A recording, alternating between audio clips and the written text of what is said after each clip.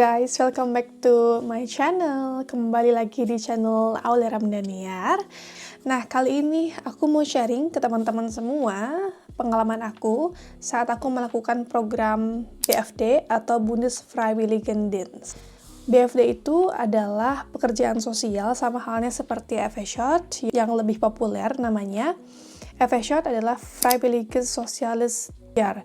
Sebenarnya itu nggak ada perbedaan yang mencolok antara BFD dan juga FSJ. Tahun 2021 aku mulai BFD, Bundesfreiwilligendienst, di Rothenburg-Blume, itu lokasinya di Niedersachsen, di Träger yang cukup populer di sana. Nah, aku menjalankan program BFD ini di bidang Menschen mit körperlicher Behinderung für alte Leute. Jadi aku bekerja untuk sebagai relawan untuk mendukung, mensupport, membantu orang-orang yang berkebutuhan khusus di usia yang sudah jompo lah ini, yang mostly itu nggak bisa berdiri di rollstool atau di kursi roda. Mereka sangat terbatas untuk melakukan aktivitas. Nah, di sana kita sebagai FSJ atau sebagai BFD akan membantu mereka-mereka yang berkebutuhan khusus, banyak keterbatasan dalam menjalankan aktivitasnya, untuk kita rawat, untuk kita perhatikan, dan untuk kita support dalam kegiatan mereka sehari-hari. BFD sama FSJ itu perbedaannya apa sih? Sebenarnya BFD sama FSJ itu nggak ada perbedaan yang sangat mencolok. Bedanya, kalau misalkan FSJ itu sukarelawan atau yang berkontribusi di bidang sosial, di mana ada batasan usia. Untuk anak-anak muda dari, kalau nggak salah, maksimal 27 tahun atau 28 tahun. Untuk BFD, itu juga sama halnya seperti FSJ, bekerja sukarelawan, berkontribusi di bidang sosial. Jadi, di BFD ini lebih fleksibel dalam hal usia dan juga durasi. Gitu. Jadi nggak ada batasan mau kalian lebih dari 30 tahun. Selama kalian mampu, kalian boleh mengikuti program BFD. Apa sih persyaratan untuk mengikuti program BFD atau FSJ? Persyaratannya itu ini aku sharing aja ya seputar pengalaman aku pas dulu melamar FSJ atau BFD.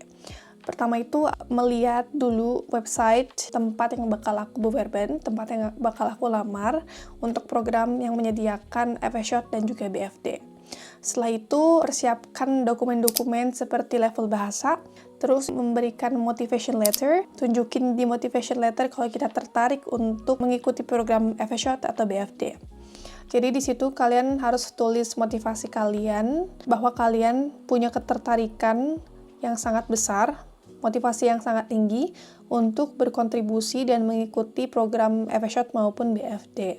Dan tidak diperlukan persyaratan pendidikan khusus untuk program ini, tetapi kalian bisa berkomunikasi yang baik dalam bahasa Jerman. Itu diperlukan. Dan di kasus aku di waktu itu nggak memberikan sertifikat bahasa, karena saat wawancara juga aku sudah kelihatan kalau aku bisa komunikasi dengan mereka dan mengerti apa yang mereka katakan, jadi tidak diperlukan sertifikat bahasa. Tetapi untuk sekarang ini mungkin mereka membutuhkan sertifikat bahasa. Jadi tergantung dengan Träger, tergantung tempat di mana kalian akan melamar atau bewerben ya. Selanjutnya itu persyaratannya adalah Lebenslauf, itu penting banget. Lebenslauf atau CV, kurikulum vitae, kalian tulisin riwayat kalian, riwayat pendidikan kalian, jati diri, dan lain-lain di situ ya, itu penting banget. Berapa lama sih bisa melakukan program FSJ atau BFD? Biasanya untuk program FSJ atau BFD itu programnya 1 tahun. Tetapi di sini juga untuk program BFD maupun FSJ bisa dari minimal 6 bulan sampai perpanjangan 18 bulan maksimal. Tergantung Träger kalian ya, tergantung kalau misalkan mereka suka sama kinerja kalian ada kesempatan untuk perpanjangan. Nah, ini yang banyak banget dipertanyakan juga dari kalian. Berapa sih gaji BFD dan FSJ? Aku nggak bisa memberikan secara rincinya berapa. Mungkin aku bakal kasih rata-ratanya. Kalau BFD atau FSJ itu biasanya dapat 400 euro dan bisa lebih atau bisa kurang.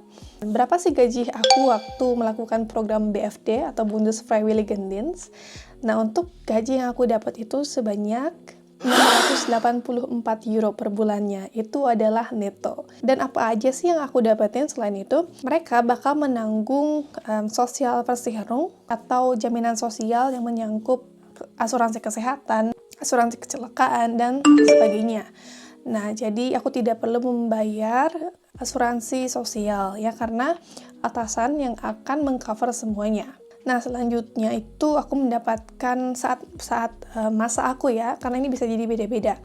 Pas waktu tahun 2021 itu aku juga mendapatkan Unterkunft secara cuma-cuma atau tempat tinggal gratis. Aku juga disekolahin bahasa 1 level, sampai aku juga dibiayain untuk ujian bahasa 1 kali. Jadi misalkan aku ngambil kursus B1, misalkannya 1 tingkat.